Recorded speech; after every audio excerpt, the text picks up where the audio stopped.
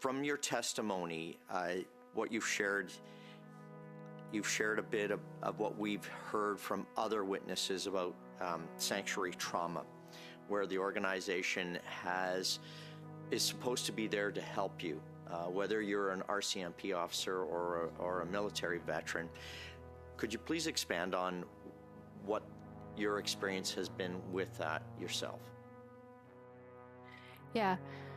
So I think whether you're Canadian Armed Forces or RCMP, you take an oath, and it's a very deep thing. It's life-changing. And you commit yourself on a level that no other employee is expected to commit themselves. And you do so with the understanding that it is service that is taken very seriously by this country. You're going to do unbelievable things for your country. And the result is that you're going to be supported when you inevitably have unbelievable damage from that commitment for the good of your country.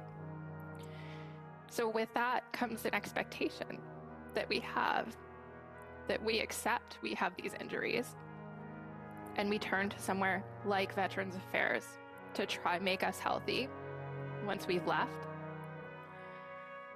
and to have your service judged, to have your injury judged or questioned, and to not have any support in your options.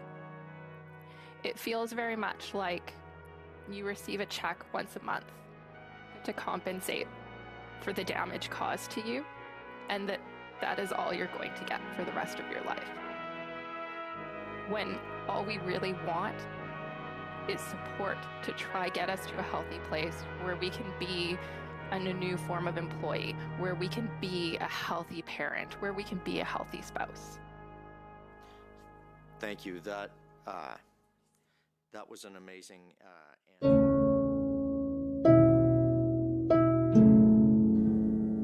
My name is Gilles, and I'm a veteran of 38 years in the Canadian Armed Forces. I was diagnosed with PTSD, and before I could get any help, we were pushed out because we refused an injurious injection, causing a moral injury on top of the PTSD. As a result, I was incapable of tapping into any benefits whatsoever after being released. Because of this moral injury, I was quite beside myself and really wasn't able to even partially come out of it until very recently in this year, when I finally was able to start making some videos, whereby I explained in the very first video that you'll see inserted here, linked below, what they did to us in the Canadian Armed Forces. What this woman explains here in this video is the very reason why so many of us have given up even trying to contact the VA and feel that our country, Canada, has abandoned us. In fact, Canada, the Liberals have abandoned your country because of what they are doing to your people that gave of themselves, that served their country, and have been treated and continue to be treated like this. What are we on? The 8th Veterans Affairs Minister? They are a joke. The Liberals are a joke. If you don't have a military, Canada, someone will bring one in for you. This is how you're treating your veterans. This is how you're treating your Canadian Armed Forces members when you release them. Good luck, Canada. I hope this tanks your recruiting, because you are destroying people's lives. The Liberals are a death cult, and they don't care about you, and they don't care about their Canadian Armed Forces members. Please listen to her testimony. It's from today. And every day, we veterans are reminded how much Liberals are traitors to your country and to we veterans, period. Thank you for the opportunity to speak with all of you today. I wear many hats in relation to this issue and will attempt to speak to all of them in this short time. I am a veteran with post-traumatic stress disorder and depression. I was a civilian member intelligence analyst of the Royal Canadian Mounted Police and spent most of my service working on homicides and national security. My PTSD from the trauma exposure is real, but many times it was discounted in comparison to Canadian Armed Forces service or regular members of the RCMP. This included comments from Veterans Affairs employees stating that I am taking away resources from veterans who have lost limbs. My experience was consistent that mental health injuries are not treated or respected the same way as physical ones. I can echo much of the testimony you've heard about processes being difficult to navigate and taking too much time. My initial decision took about a year, which is actually very good. And I needed the assistance of Bureau of Pension Advocates, which is a fantastic service, to receive a fair decision a couple of years later. Once I began having children, I realized that PTSD in either parent makes for added challenges during childbirth. At the recommendation of my psychologist and midwife, I applied to Veterans Affairs to cover a doula to help manage my PTSD during childbirth. This is a readily provided support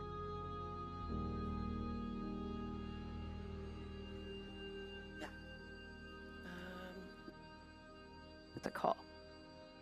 After a 5-minute conversation, they could all understand how little I was asking for and how much benefit it would provide. However, processes reign. I applied in fall 2024. I provided my rationale. I provided medical documentation. I provided research papers attesting to the benefit for PTSD. I looked into any possible healthcare professional that could assess me and verify my claim, but I lived in the north, so my options were limited. I'm awaiting the result of my final level of appeal, and my daughter was born over 6 months ago. I walked in to meet with a Veterans Affairs representative just days before I went into labor. They suggested that the local Legion pay. This is charity I was not comfortable taking. I sought assistance from the Bureau of Pension Advocates, and they provided helpful advice for my appeals, but said they can't help with treatment benefits. I believe this to be a major gap. This one story is exactly the type of battle and weight that veterans and families face when seeking support from Veterans Affairs for service injuries or death. To sum it up, it's onerous, isolating, adversarial, and damaging. I am also the spouse of a veteran. To respect his privacy, I won't be sharing much about my personal experience in this regard. However, almost every day, I grieve for my husband before his injury, and I fight to support him and maintain my own health while doing so. I am unique in that I have back treatment benefits for my own service injury. These end up covering my mental health needs as a spouse. I have the treatment that many other family members need and deserve. Regular sessions with a psychologist experienced with PTSD and policing has gotten me through unbelievable circumstances. I've accessed counselors through VAC Assistance Service who describe my family as in crisis, and that they don't know how to help us when we're just surviving. I am also a mother. I see the impact of our service already on my very young children. I worry about their ability to access mental health care in their own right one day. I also think it's important to note that you're hearing from survivors and spouses, but the experience of children is lacking to date. I am the co-administrator of an informal support group for spouses of RCMP members and veterans with PTSD. Our group has approximately 700 members. I invited others to testify before you, but the stigma is still significant. So you'll hear from myself and Jessica Ruth only, despite strong following and support for this issue from the group. Until spouses find the group, many feel isolated and are in complete disbelief what their life has become. Divorce is all too common of an outcome, and other women have lived with decades of abuse as they attempt to honor in sickness and in health. The point I would like to make is that almost every unbelievable story is accompanied by multiple responses saying, "I completely understand and have been through similar," and then recommending counseling. Not only do we have the role of caregiver to our veteran, but we often have the absence of a caregiver, as the veteran may struggle with the capacity to provide the typical support of a spouse. It is not sufficient to fund mental health care for spouses as a caregiver. Most of the spouses I've met struggled with their members' PTSD before the member accepted their condition. Most have struggled when their member or veteran refused further treatment. Many still struggle after divorce. Mental health care in their own right can be a lifeline for the veteran's well-being and can help their family to be healthy and continue to contribute to our communities in their own way as nurses, teachers, social workers, and other important roles. Finally, I am the organizer of petition E6654 and co-organizer of improving mental health care for families and survivors of CAF and RCMP. The petition was inspired by Jessica Ruth, who you heard from. What we're asking for is something the Veteran Ombudsman recommended for nearly a decade: service-related mental health treatment for families in their own right. It's unconscionable that families are still waiting to be offered more than short-term counseling and lip service when they contribute so significantly to veteran well-being and often provide support to the veteran well beyond their years of service. The veteran community is watching. We are encouraged to see senators asking the minister about progress on this recommendation. Yet we experience more sanctuary trauma when the question is answered repeatedly with a simple, "There is more for us to do." I've received more informed answers from MPs on and off this committee. It's easy to say the minister is new, but we all know there is a team of professionals behind her that are meant to prepare her for these questions. The bureaucracy continues to fail veterans and their families. True prevention would start with a similar study focusing on RCMP and CAF individually. For the purposes of Veterans Affairs, though, I want to leave you with the simple answer to suicide prevention and answer two questions asked by members of this committee already. MP August, you've been asking for innovative approaches to preventing suicide. Sadly, VAC hasn't even figured out the basics yet. It's so fundamental that the experts don't mention it. Fund mental health treatment for families independent of the veteran before death so they have the skills and capacity to support the veteran. MP Wagenthal, you asked if there is anything you should be doing immediately to help.